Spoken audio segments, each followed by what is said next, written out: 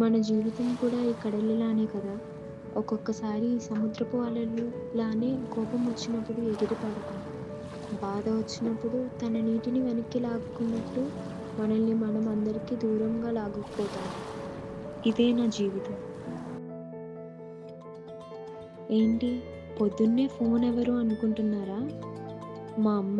నేను లెగిసానో లేదో అని అమ్మ బెంగుళూరులో వర్క్ చేస్తుంది. నేను ఇక్కడ ఇలా ఏమైనా అంటే నీ సంతోషం కోసమే కదా అంటారు. నాకు ఒకటి అర్థం కాదు. నాతో ఉంటే కదా నేను హ్యాపీగా ఉంటా. సారీ నా పేరు చెప్పలేదు కదా. నా పేరు చారుమతి.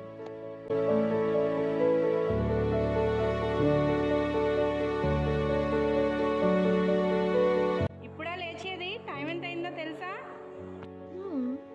ఇంట్లో ఏం చేస్తున్నావు? ఫాస్ట్గా రెడీ అయ్యి కాలేజ్కి వెళ్ళు, అర్థమైందా? అసలు కొంచెం అయినా చదువు మీద నీకు ఇంట్రెస్ట్ ఉందా?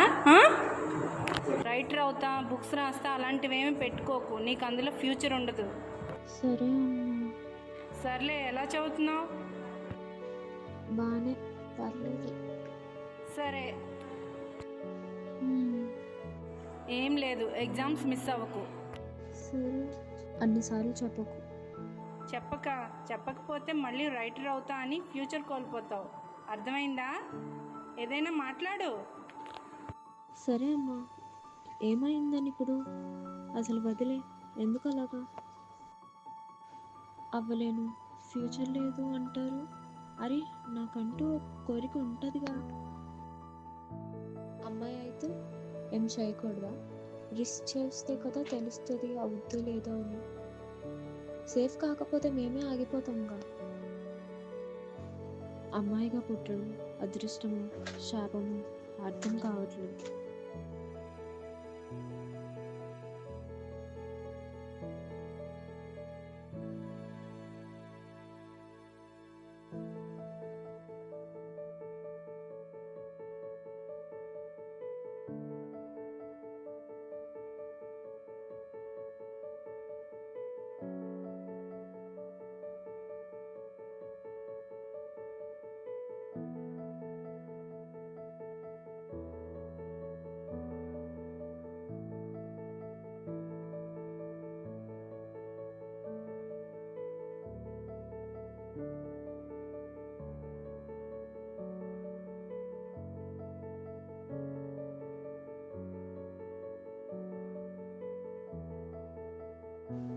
అరే సారీరా చార్లే, సేఫ్గా ఉండు. ఈవినింగ్ ఫాస్ట్గా వచ్చేస్తా. బాయ్. ఫుడ్ బయట నుంచి తిను, ఓకేనా? నాకంటూ ఉన్న ఫ్రెండ్ వీడే, చార్లీ. బయటికి నవ్వుతూ ఎవరూ లేనప్పుడు ఏడుస్తూ ఎలా ఉండాలో తెలుసా? బాధ చెప్పుకోవడానికి కూడా ఎవరూ లేని సిచ్యువేషన్లో ఉన్నా.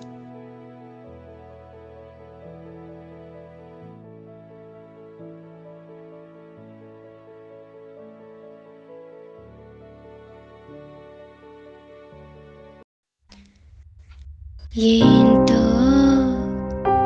ఏంటో తెలియదు నాకే, ఈ లోకమే మిగిలే కాల్చే కన్నీటి శోకం అనిపించలేదేమో. అయ్యో పాపం, కరిగిన మనసంతా నాకే సొంతమే.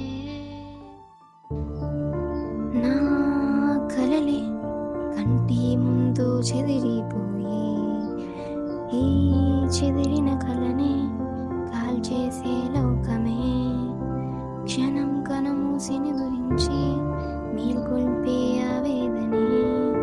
నా చీకటి లోకాన్నే వెలుగు నింపేది ఎవరే?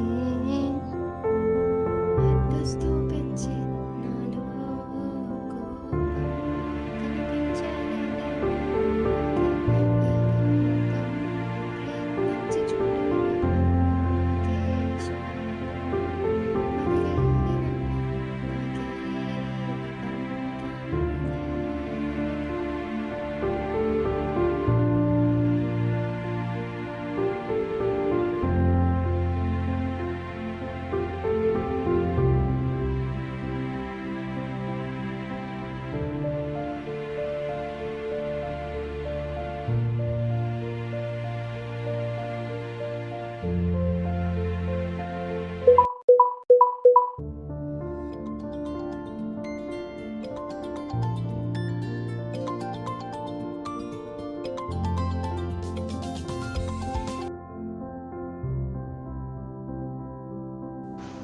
అమ్మేంటి ఎన్నిసార్లు కాల్ చేసింది?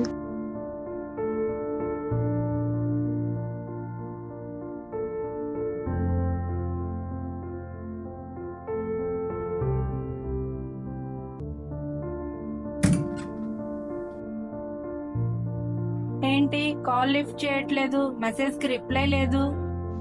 పడుకున్నా అమ్మా. సర్లే. ఈరోజు కాలేజ్ లేదుగా? ఆహా లేదమ్మా. కళ్ళెందుకు అలా ఉన్నాయి? టైంకి పడుకోవట్లేదా? అలా ఏం లేదమ్మా. టైంకి పడుకుంటున్నావుగా, బాగానే చదువుతున్నావుగా?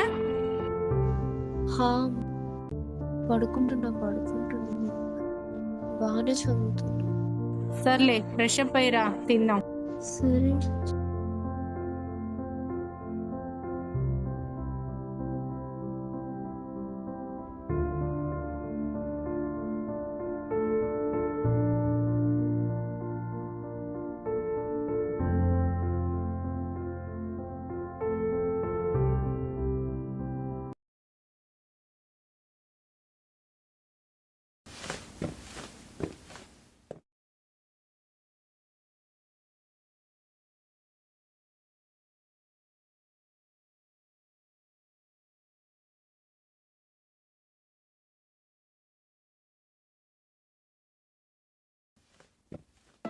రైటర్ అవుతా, బుక్స్ రాస్తా అలాంటివి ఏమి పెట్టుకోకు, నీకు అందులో ఫ్యూచర్ ఉండదు. రైటర్ అవ్వడం ఈజీ కాదు నాన్న.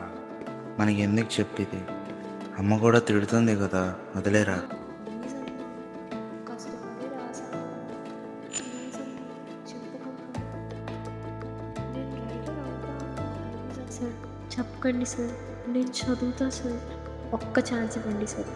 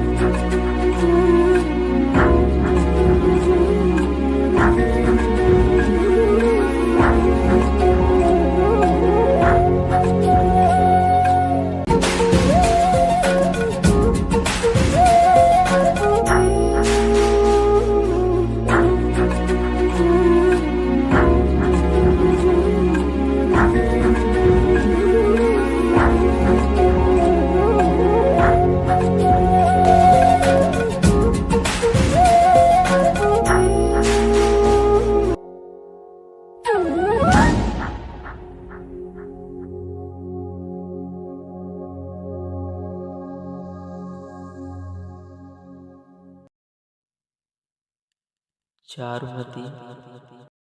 హే, ఎవరు నువ్వు? నా పేరు నీకెలా తెలుసు? నీకు నా గురించి కావాలా, నీ ప్రశ్నలకు సమాధానాలు కావాలా? నువ్వెవరో చెప్తావా లేదా? నా గురించి నీకెందుకులే కానీ ముందు నువ్వు చెప్పు, చనిపోయేంత గొప్ప పని ఏం చేసావు? చనిపోయే వాళ్ళందరూ గొప్ప పని చేసి ఉండాలా, లేదా గొప్ప పని చేసిన వాళ్ళే చనిపోవాలా? ఎలా చెప్పాలి నీకు? చావు అనేది విముక్తి అనుకునే వాళ్ళే ఇలా చేస్తారు, కానీ జీవితాన్ని అనుభవించి ముందుకు వెళ్ళే ధైర్యం మాత్రం ఎవరికీ లేదు మీ మనుషులకి. జీవితమా? అనుకున్నది చేయలేను, నచ్చినట్టు ఉండలేను, ఇంకెక్కడ జీవితం? అసలు దీని జీవితం అంటారా? క్షీరసాగరాన్ని చిలికాక విషమొచ్చిందని ఆగిపోయారా? లేదుగా. ఎదురు చూసి కష్టాల్ని ఎదుర్కొంటూ కోరుకున్న దానికోసం పోరాడు. ఈ ప్రకృతే నీకు సహాయం చేస్తుంది. ధైర్యంగా ఎదుర్కోలేకపోతే కోరుకోకు, కోరుకుంటే మాత్రం ఎదుర్కో. అది సాక్షాత్తు ముల్లోకాలు నడిపే నేనైనా సరే. నన్ను నమ్ము ధైర్యంగా అడుగు వేయు. ఈ లోకాన్ని నీకు తోడుగా పంపిస్తా. నువ్వు అసలు ఎవరు నువ్వు? నేనా?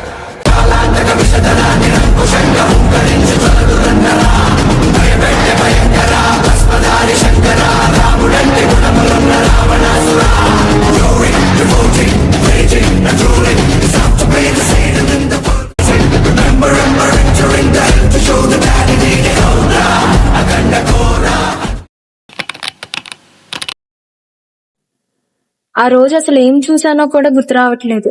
కానీ ఆ రోజు నేను తీసుకున్న నిర్ణయం నా జీవితాన్నే మార్చేసింది.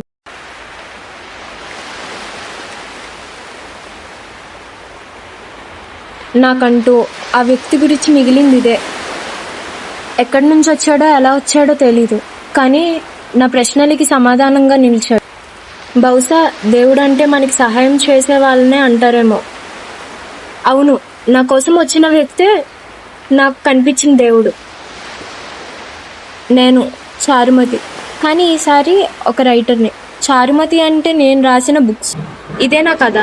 ఈ ఫెయిల్యూర్ చారుమతి ఒక రైటర్గా పేరు వచ్చిన కథ.